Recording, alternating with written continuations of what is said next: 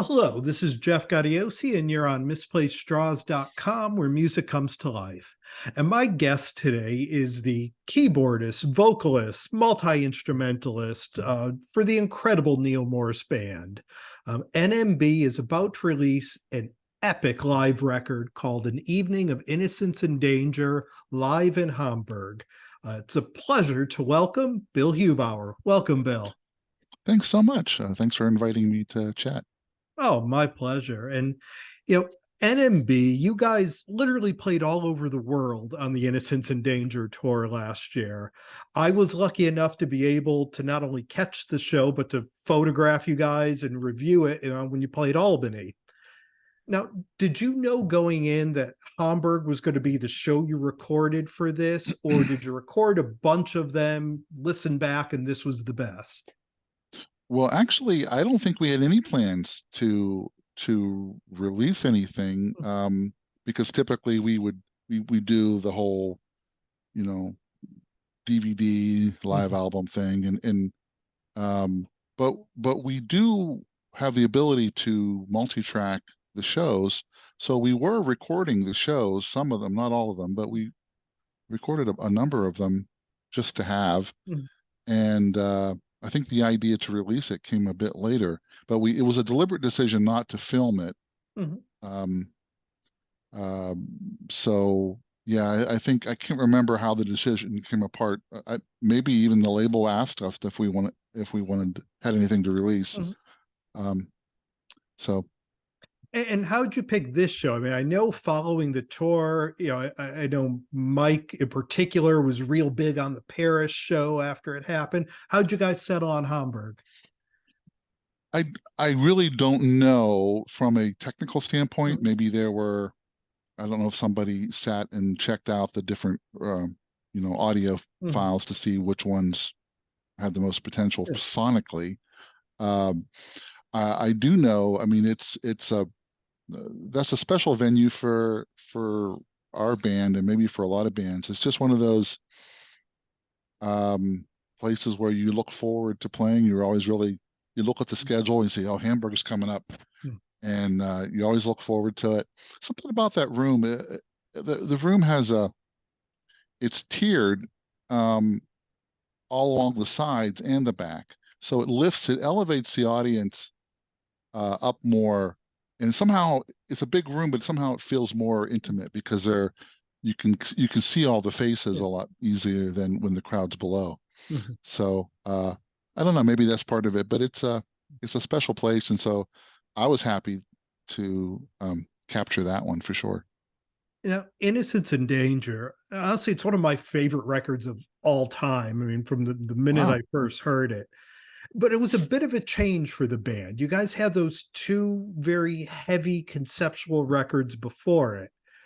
And it always kills me because you guys knock these records out in a week when you go in to record them. Did you have an idea of where this record was going to go, that it was going to be a little bit different, or did it all just kind of come together in the studio? I know that I was pushing for shorter songs. And something less conceptual that one of the challenges when you in the future you want to play a concert and you say, okay, what can we play? We're playing the new stuff and we want to play some of the older stuff, and you look at Similitude and Great Adventure, and it's really hard to pull out standalone songs without doing the whole thing. We ended up doing a medley of those, but it makes it so. I was looking forward to having an album that has some more standalone songs that can fit into a future show that we can play out of context and they'll make sense. And I was just ready to.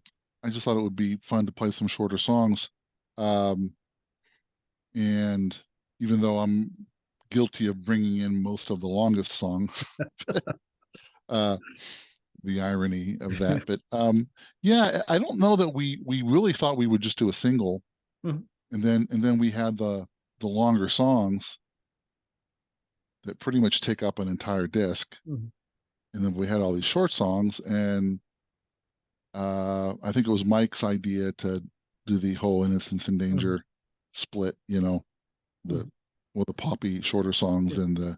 and the epics, so that made sense to us, so we went that way. Well, it's funny that you brought it up because I have an exact question on that about the medley where, the show I saw, and you can hear it in this recording too. It's a huge part of the show. The audience loves it. But how do you go about crafting that medley? As you said, taking those songs out of context. There's a musical theme that runs through those records, but how Hmm. do you put it all together when you're trying to put a medley like that together? It takes a while just to get it short enough. Mm, That's the problem, and we kept evolving it. You want uh, the challenge is how does it end? Because mm, you want to have a satisfying ending because both of those previous albums had a very satisfying ending, but it took, you know, 2 hours to get to the ending. And how do you create that same sense of mm, satisfaction without taking 2 hours, mm, taking 30 minutes instead? Um, so we tried to do it that way, and it evolved. I'm, I'm pretty sure the Hamburg. I can't remember now when we started doing the longer. Like we at some point we started doing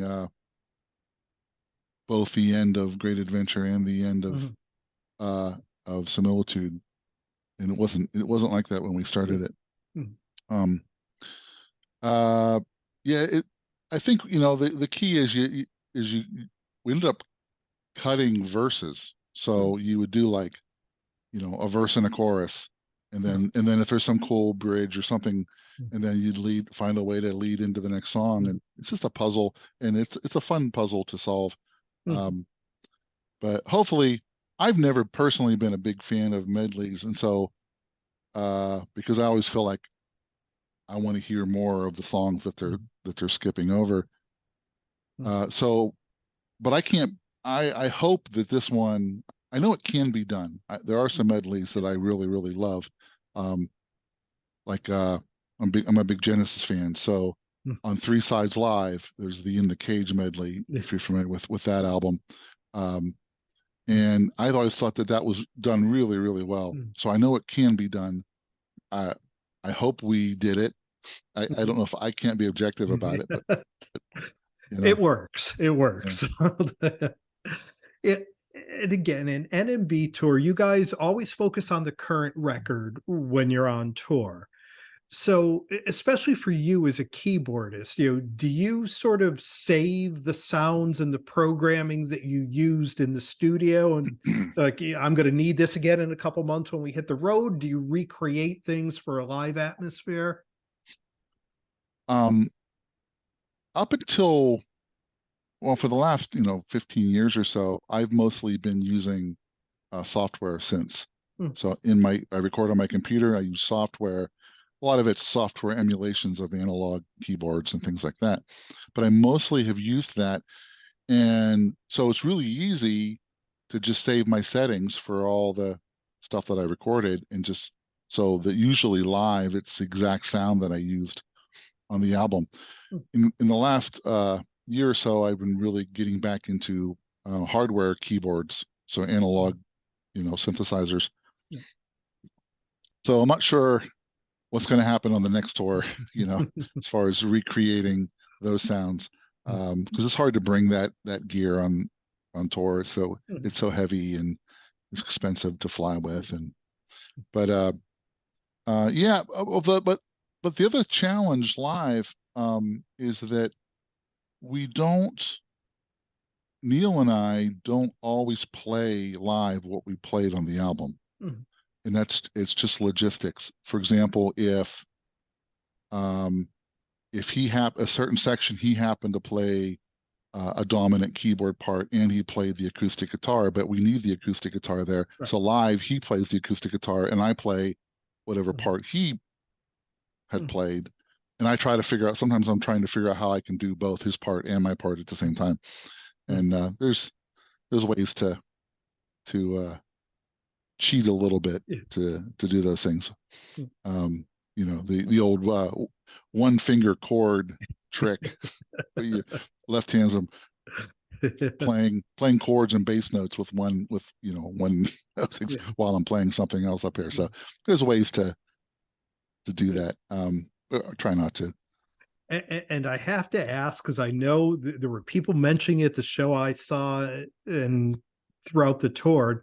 Now, you guys play the majority of the record. Emergence, the instrumental, isn't Mhm. played, and Not Afraid Part 1 is left out of the set.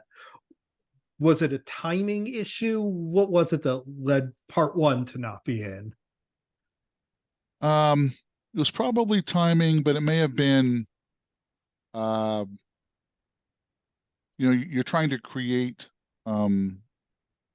some hills and valleys in Right. the Yeah, you show, need that through a show. and sometimes you can have on a record, you can have a longer quiet section that works, but live it's too much, it's too long. Um, and maybe that was part of it. I'm not sure. Mhm. I can't remember. It's been a few years now Yeah, since we did the yeah, tour, so um, I can't remember exactly, yeah, but uh, yeah. And yeah. I actually talked to Neal about this, but the cover of Bridge Over Troubled Water blew me away from the moment I heard it. From your perspective, talk a bit about that arrangement of it, and especially the introduction that leads into it, where you almost don't even realize it's going to be that song until Hmm. minute 90 seconds in. Right. I had, prior to us even recording the album, I had an idea to cover it, but Mhm. all I really knew for sure that I wanted to do was the end. Mhm. I wanted to have the slowed, slow it down, and the big orchestration and the big vocals, and do the end, from the Sail on Silver Girl Mhm. part, through the end. And um, I everybody had gone home, or no, not everybody. Uh, um, Randy and Eric had gone home from the sessions. We thought we were done, and I said, "Hey Neal, what do you think about? Can we try something with this?" So that whole intro part that you're talking about Mhm. was almost an improvisation. So Mike and I and Neal kind of jammed through that, uh, and it just sort of tumbled out as we kind of went through this thing. And sometimes it just sort of happens. So when you're all in the room, you know. Now, the band itself, Neal, Mike Portnoy, Randy George, Eric Gillette, yourself, you guys are all virtuosos in your field. I mean, literally the best of the best. How did you come in the fold of this band? How did you first start working with Neal? He was this a little over 10 years ago. He was wanted to put together a new backing band for his prog solo stuff. So I think Testimony 2 may have just come out, and he was working on Momentum. That's what it was. Mhm. And he knew he wanted a new band for Momentum. And I've been a big fan since the early Spock's Beard days. Uh, and I knew Randy George from some other connections that we had, but um, I just stumbled on, there was a posting on a some email list. Either it was a prog email list, or it might have been a Christian prog email list or something, that I never looked in this inbox of, like, hardly ever. I said subscribe to this list, and then I went into a folder, and so I went and happened to actually, I remember now, I clicked on it by accident.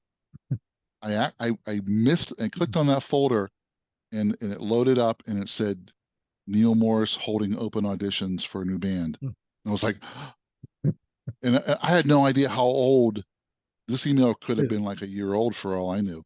And so but it wasn't. It was pretty new. So I sent him a YouTube video audition, um, and then a bunch of people did that, and then he invited certain people to come down to audition in person in Nashville. And so yeah, so the first couple of years were just supporting him on his solo stuff, and then he had the idea that maybe we should start doing things as a band for the Grand Experiment album. It works. And you do a lot of work outside of NMB as well. I mean, your band We Came From Space had some new music out earlier this year. Talk a little bit about that project. Yeah, so these are We Came From Space largely consists of some guys that I went to high school with. And we never, all three of us never really played in a band together before.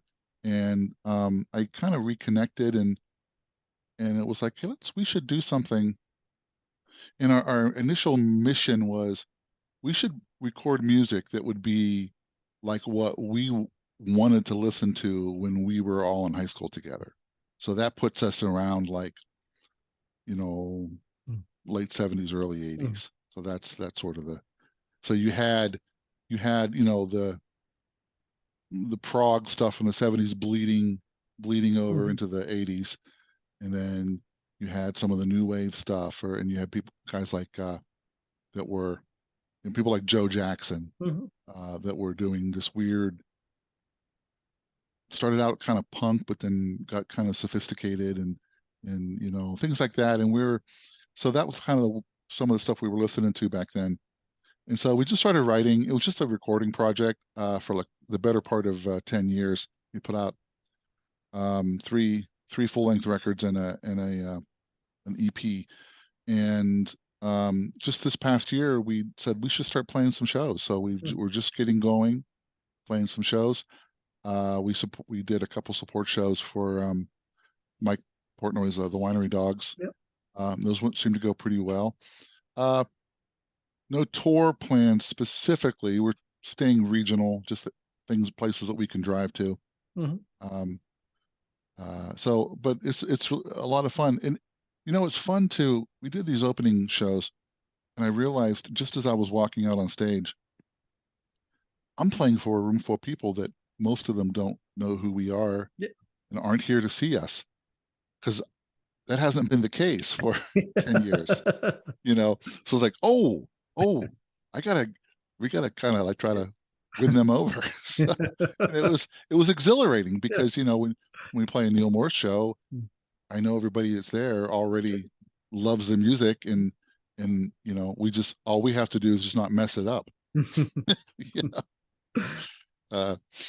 But yeah, so it's been really fun. It's been fun. I've also been doing some work with a band out of the New York City area called Stratusfurious, which is I'm not technically in the band, but they have a new album coming out that I play a lot on, and I have done some shows with them. The violin, it has the violin player just is the new violin player for Kansas, Joe Denenzohn. They just replaced him. Yep. Yeah, so that's who is in. He's the band leader for Stratusfurious. Well, that's great. So that's some cool stuff too. And I mentioned the band members earlier, and you're actually the third NMB band member I've gotten to have on here and talk about all of this. I've talked with Neal a bunch of times and Eric before. A little while back, I know Eric had some health issues. I don't know, do you have any updates on how he's doing? Is he on the road to recovery? As far as I know, he's doing great. Yeah, he had a couple weird things happen that they took care of, and if you go like on his, I think on his Facebook forum, it describes in much detail everything that happened. Yeah, I think he's recovered well as far as I'm aware, and doing good. Thanks for asking. And it's always a few years in between releases for this band because you guys are all involved in so many other things. It was funny, just as a side note, I saw Jeff Scott Soto a couple weeks ago, and every 5 minutes he would yell out, "Mike Portnoy just joined a new band." So, you guys, there's necessary time between these records. Do you have any ideas of when the band's going to reconvene, or what comes next?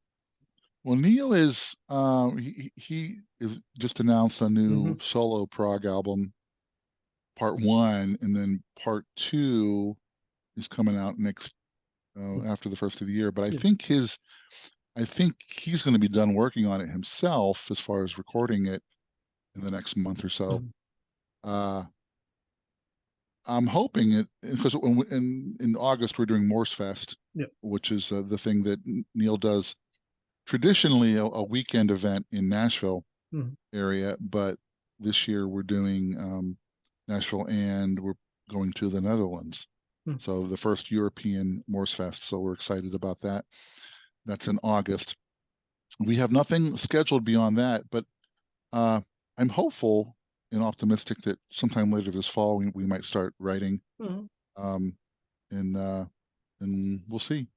Mhm. Um, yeah. I mean, because they're all, I mean, pretty much all the other guys in the band are full-time musicians Mhm. except me, actually. Uh, so and in this economy of music, it's you kind of have to be doing multiple projects or multiple bands to make a living, Mhm. and that's what these guys are doing. Mhm. Uh, Plus they love to do it. They don't want to ever, they're just well, they like to be busy all the time. Mhm. I uh, I actually am a software developer, Oh. so that's so I do that Mhm. and as much music as I can Mhm. squeeze into my schedule on top Yeah. of that. So Awesome. Well, we've been spending some time here with Bill Hubauer of NMB, the Neal Morse Band. The new live record is called A Night of Innocence and Danger, live in Hamburg. It's out everywhere July 14th. It's a great listen. I've listened to it a bunch of times since I got it. If you love the studio version, you'll love this. If you've got to see the band live on this tour, mhm. you will love this record.